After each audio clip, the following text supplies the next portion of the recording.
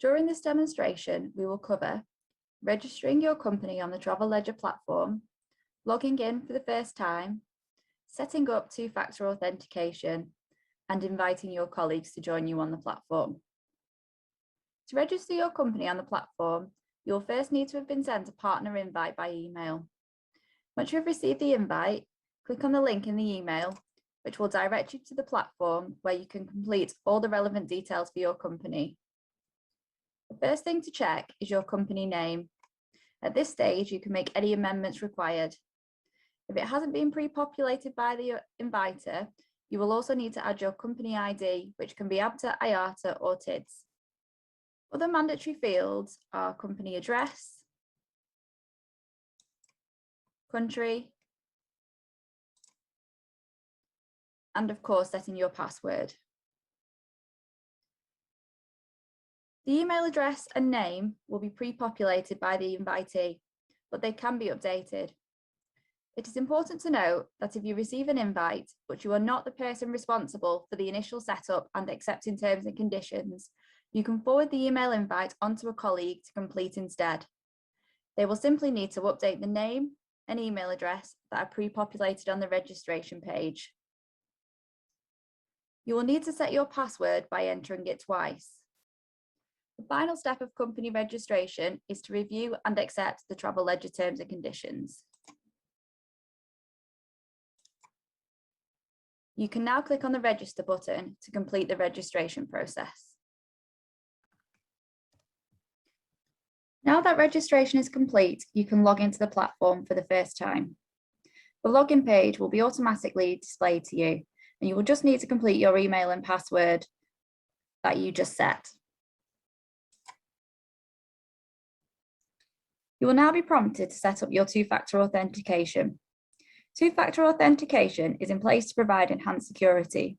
It adds an additional login credential on top of your username and password to gain access to the Travel Ledger platform. To set up the two-factor authentication, you will need to download an Authenticator app such as Google Authenticator onto your smartphone via your mobile app store. If you don't have access to a smartphone, it is possible to download a desktop version of an Authenticator app, such as Authy, to your PC or laptop. You will see displayed a QR code. You need to scan this code using the Authenticator application. If you're using a desktop version, then you need to take the code at the bottom and input that into the desktop version of the app. Once you've scanned and added the QR or access code to your Authenticator, you'll be prompted for a 6-digit code every time you log on into Travel Ledger. To access this code, you will need to open the Google Authenticator app, which will generate and display the code to you. Now you are logged into the platform, we can have a look at inviting your colleagues to join you on the platform. This is done by going to Settings, Companies and Users. Here you can manage existing users and view all pending invites. To add someone new, head to the Manage Users section and select the plus icon. Within the Create Invite page, enter the name of the user, their email address,